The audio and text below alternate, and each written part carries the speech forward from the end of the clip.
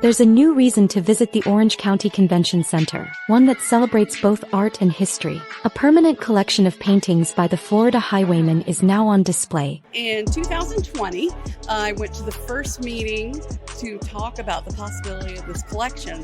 The convention center very much wanted to have a Highwaymen collection.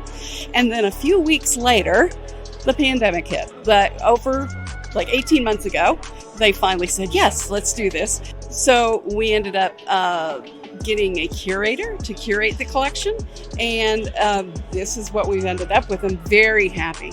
Honoring a remarkable group of African American artists whose work captures the heart of Florida's natural beauty. But we really want anybody that comes in here from all around the world to really feel the essence and everything that Central Florida has to offer.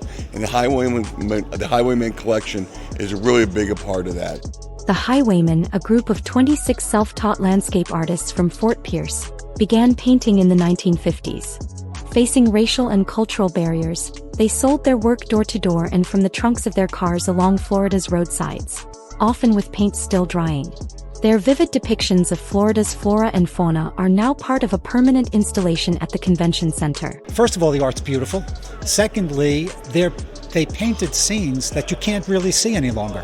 Most of the paintings in this exhibition are probably at least 50 years old, painted in the 50s, 60s, and 70s. You'll notice that there are no buildings in these paintings, no condominiums. This is what Florida looked like back in the 1950s and 60s. I particularly love the Marianne Carroll piece. She was the only female Highwayman artist. It's a very unique story. She's just, for being the only trailblazer of women in the Highwaymen series, it was very, very unique for the county to acquire one of her pieces. The exhibit stands as a permanent reminder of the artist's contributions to both Florida's heritage and the broader story of African American history. Well, it's a big deal to have the Highwaymen art displayed here in the Orange County Convention Center.